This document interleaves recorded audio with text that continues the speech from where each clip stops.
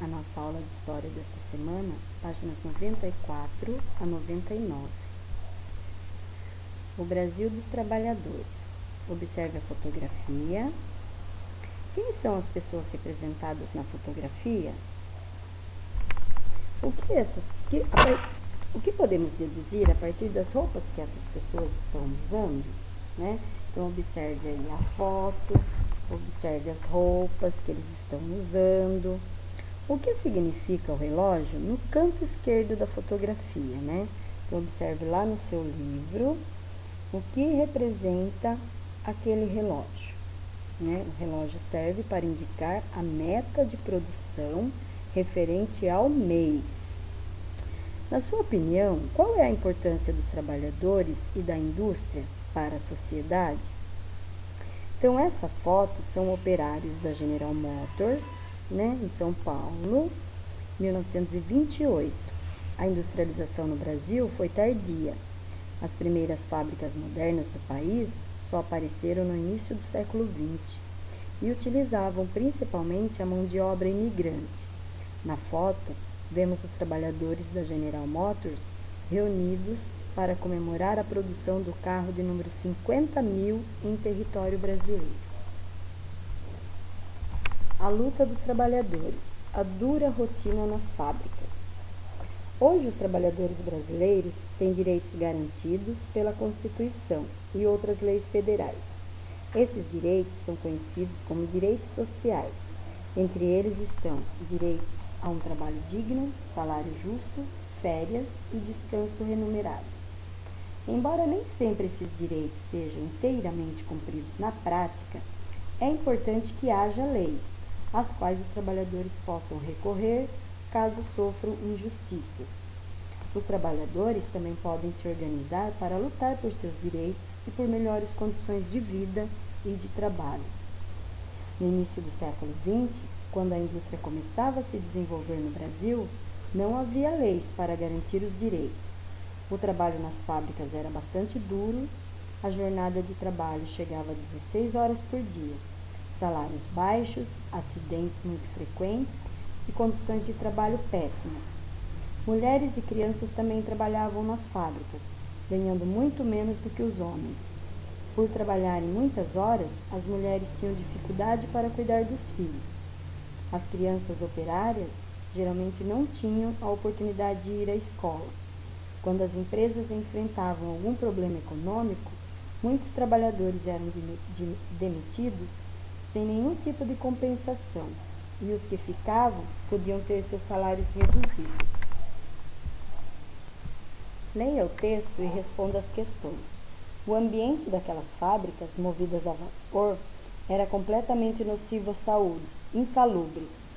Umidade, fumaça de carvão, vapor vazando e uma alimentação de miséria eram o caldo ideal para tuberculose e outras doenças infecciosas, como o tifo e a cólera.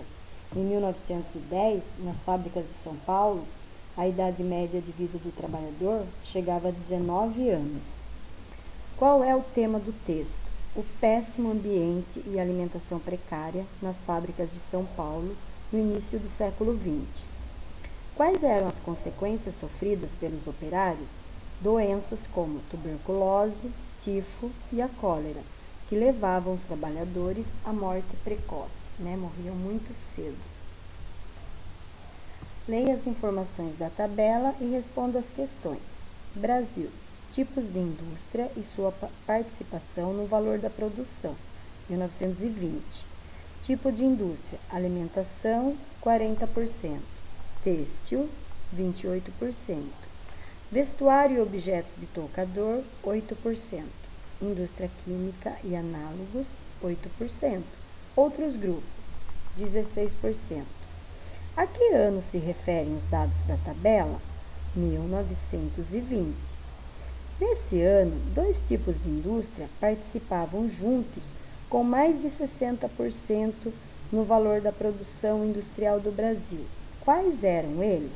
Então, as indústrias de alimentação, 40%, e têxtil, 28%. Então, 68% os dois juntos, que eram as indústrias, mais importantes, né, que tinham mais produção naquela época.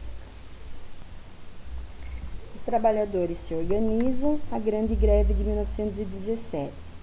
Em razão das condições de trabalho precárias e da exploração diária a que eram submetidos, os operários criaram organizações para lutar por seus direitos. Suas principais reivindicações eram jornada diária de 8 horas, direito a férias e descanso semanal remunerados, proibição do trabalho de crianças e do trabalho noturno de mulheres, seguro contra acidentes de trabalho e aposentadoria. Uma das formas de pressionar os patrões e o governo a melhorar as condições de trabalho era a realização de greves.